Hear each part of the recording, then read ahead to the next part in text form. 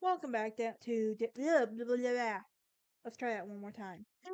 Welcome back to Down the Rabbit Hole. My name is Brittany, and here we talk about history, paranormal activity, urban legends, just random topics that intrigues you. Please hit that like button, subscribe, and ring that bell for notifications. For obvious reason, the comment section has been turned off. I am addressing that publicly. Um, yes, I know there are some things that I am working on practicing, and some of your comments can be very hurtful. And I know that's what you risk whenever you start doing this stuff on the internet.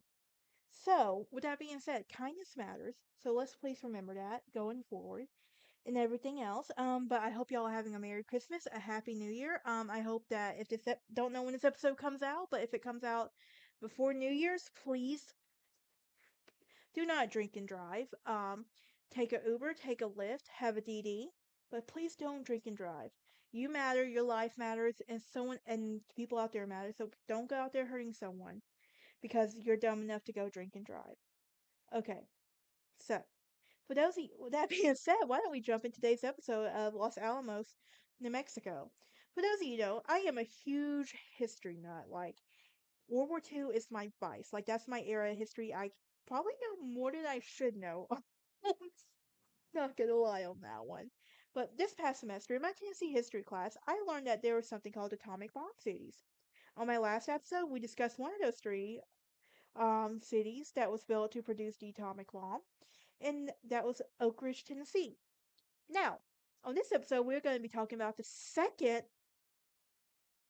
I don't know what happened there. Of these atomic bomb cities, Los Alamos, New Mexico, and everything. Ow. We were sitting on my bed because I just don't want to walk over to my chair, to my desk. But y'all get it. It's a podcast.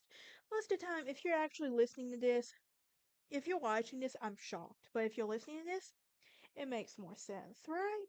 Um, but Los Alamos is a city in New Mexico, and it means the cottonwoods.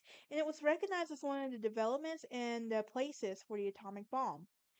The primary objective of the Manhattan Project by the Los Alamos National Laboratory during World War II, and the town is located on the four masses of the Perihirito Plateau and had a population of about 13,000, give or take, as of 2020. It is the county seat and its two population center, and the county known as the census designated places. The other is Bright Rock. Let's talk about the history of Los Alamos now. This is actually very comfortable sitting like this. I don't know why. But the ruins of the permanent plebeian settlements, such as those located in the nearby Bandler National Monument and Skawanaskari,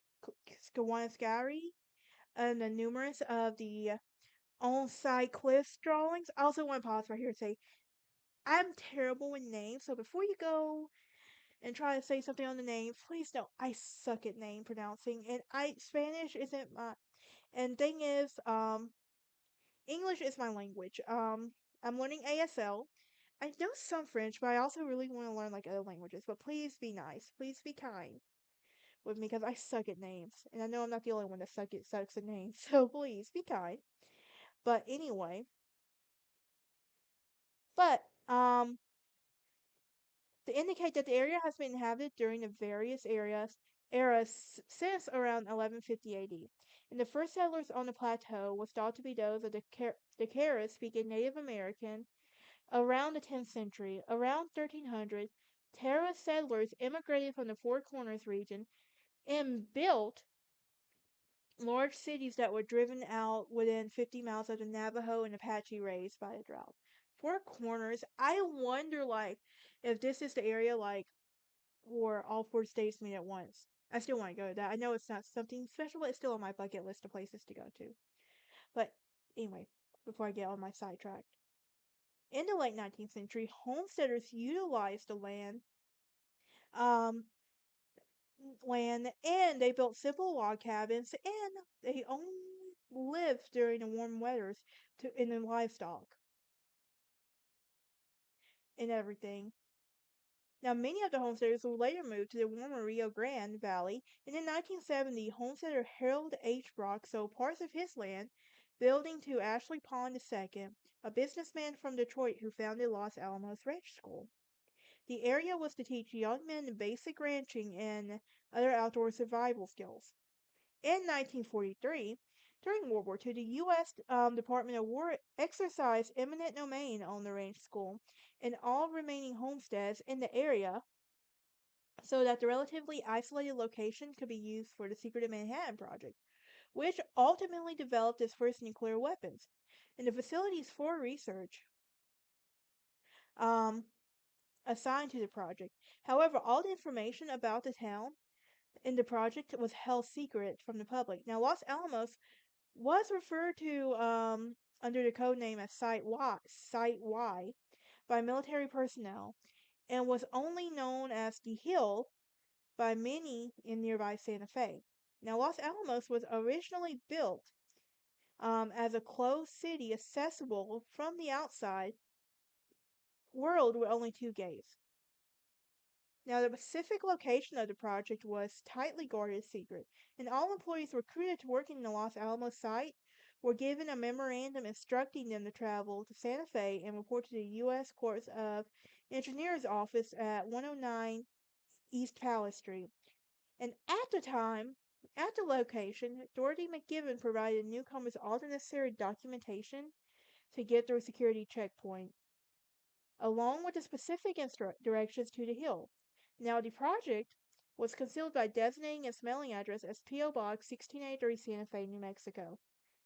All incoming truckloads were falsely labeled in common items in order to conceal to the true nature of the content, and any outbound correspondence by those living in Los Alamos censored by military officials. It wasn't until after the bombing of Hiroshima that information about the Manhattan Project was released to the public, being announced by the White House at 11 a.m. on August 6th, and a set of press releases were given out over 3 days.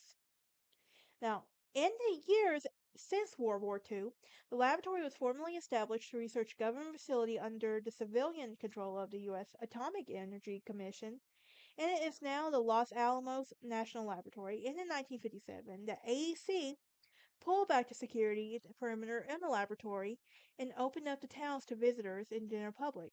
The first visitor to the town that year without a permit from the federal government was the New Mexico governor, Edwin L. McKean.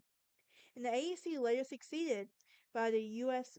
Department of Energy, and Los Alamos became a shooting location in the setting for the film Oppenheimer. Okay, do y'all remember why that's so important later? But do y'all remember? I think it was last year, like Barbie and Oppenheimer came out. I wanted to see both, honestly. I'm not gonna lie. But yes, but basically Barbie and Oppenheimer came out, which was pretty neat right there if you stop and think about it. But I will see y'all next time. Y'all have a great day. And as we talk about Hanford, Washington.